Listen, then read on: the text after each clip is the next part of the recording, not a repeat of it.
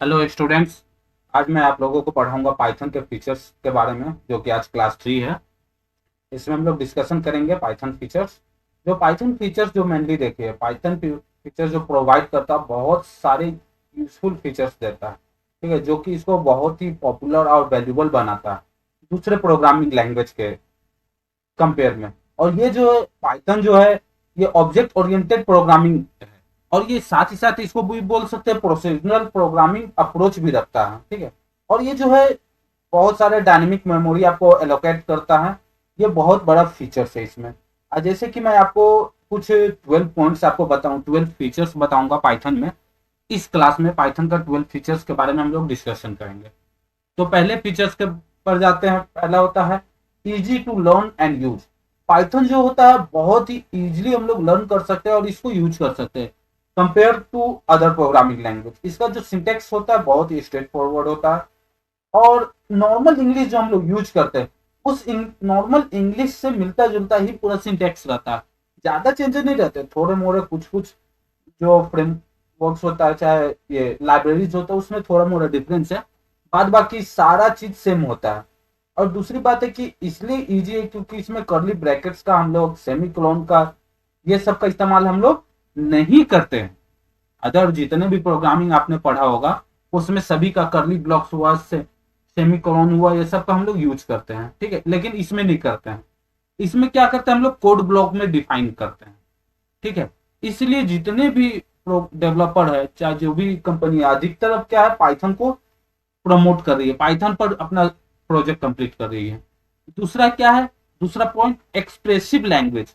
ये जो लैंग्वेज है पाइथन, बहुत ही आसानी से हम लोग एक्सप्रेस कर सकते हैं। मान लीजिए जावा में आप कोई प्रोग्राम लिख रहे हो, 100 ऑफ लाइन्स कोड आप लिखते हो, तब जाके एक प्रोग्राम रन होता है। सेम प्रोग्राम आप अगर आप पाइथन में लिखते हो तो मिनिमम मैक्सिमम आप 10 लाइन्स ऑफ कोड्स में उस प्रोग्राम को आप रन करा लोगे। तो ये है फीचर पाइथन का, जो कि बहुत ही कम लाइन्स ऑफ कोड में आप रन करा सकते हैं। ठीक है, थर्ड पॉइंट जो है हमारा, वो है इंटरप्रेटेड लैंग्वेज। पाइथन जो है एक तरह से इंटरप्रेटेड लैंग्वेज है। बहुत ही क्या बोल सकते हैं, it mean Python program execute on one line at a time. Python जो प्रोग्राम है वो एग्जीक्यूट जो करता है at time one line execute करता है, जो कि वन बाय वन एग्जीक्यूट होता है। इसमें एडवांटेज क्या होता है, ये बहुत ही मतलब जो भी बग है वो आसानी से फाइंड करता है और उसको जो बग का प्लेस है वो आपको इजीली बताता है, जिससे कि आप आसानी से बग को डिबग कर सकते हैं। ओके स्टूडेंट्स, सो नेक्स्ट मैं बात करूं फोर्थ का।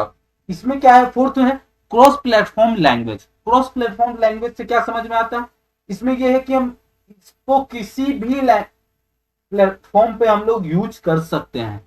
जैसे कि विंडोज में, लिनक्स में, यूनिक्स में, मैसिंटोश में, कोई भी ऑपरेटिंग सिस्टम है उसमें हम लोग इजीली पाइथन को यूज कर सकते हैं, प्रोग्राम कर सकते हैं, सॉफ्टवेयर बना सकते हैं।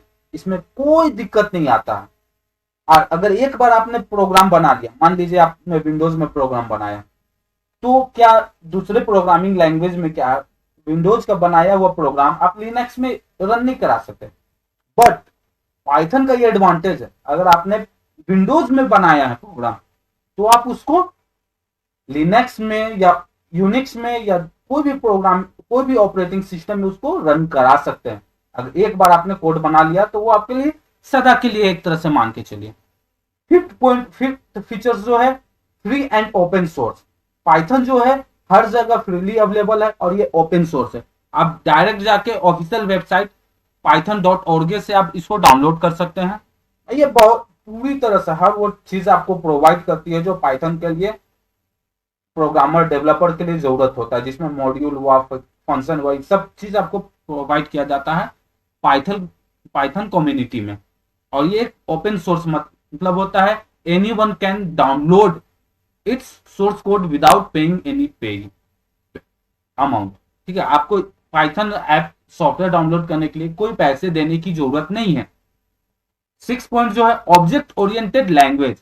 ये जो पाइथन जो है सपोर्ट करता है object oriented.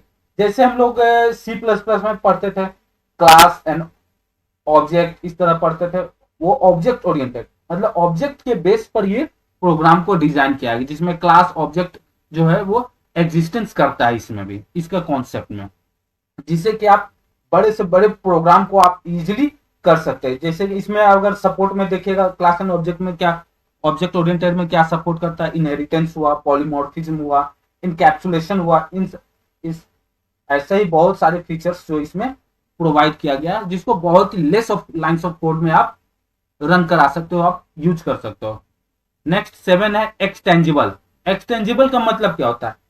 It implies that other language such as C++ can be used to compile the code and thus it can be used further in our Python code. It convert program into bytecode at any platform can use that bytecode. इसका जो देखे ये बोलना ये चाह रहा है एक्सटेंजिबल क्या होता है। अगर मान लीजिए C++ में आपने प्रोग्राम किया, ठीक है, तो वो क्या होता है, कंपाइल कोड को कंपाइल करता है। बट पाइथन में क्या है, इसमें बाइट कोड को कंपाइल करते हैं। पाइथन में आपने बना लिया तो उसको बाइट कोड में कन्वर्ट करके उसको रन करता है। अगर हाँ C++ में भी आपका कोड है तो उसको भी आप बाइट कोड में, पाइथन बाइट कोड में कन्वर्ट कर सकते हैं और उसको आप यूज कर सकते हैं। ये बेनिफिट आपको पाइथन देता है जो कि अदर प्रोग्रामिंग लैंग्वेज प्रोवाइड नहीं करवाता। नेक्स्ट है 8 नंबर, लार्ज स्टैंडर्ड लाइब्रेरी।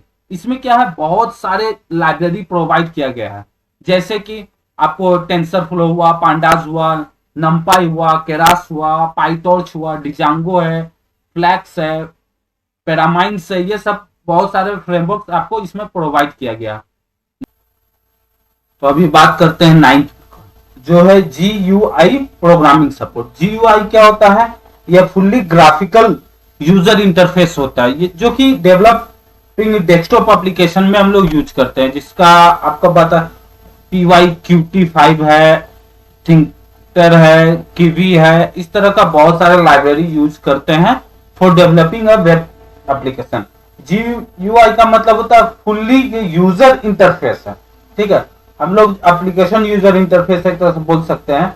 हम लोग कई सारे होते हैं क्या, जैसे C लैंग्वेज हुआ, ये कमांड, ये मशीन यूजर इंटरफेस होता है जो मशीन को बहुत ही आसानी से समझ में आता है। बट GUI प्रोग्रामिंग सपोर्ट जो होता है, इसमें क्या होता है, यूजर को, जो प्रोग्रामर उसको ज्यादा अंडरस्टेबल होता है, इसलिए इसको हाई लेवल प्रोग्रामिंग लैंग्वेज भी बोलते हैं पाइथन को। नेक्स्ट पॉइंट जो हम बात करें, इंटीग्रेटेड। इंटीग्रेटेड क्या है? It can be easily integrated with language like C++ and Java etc.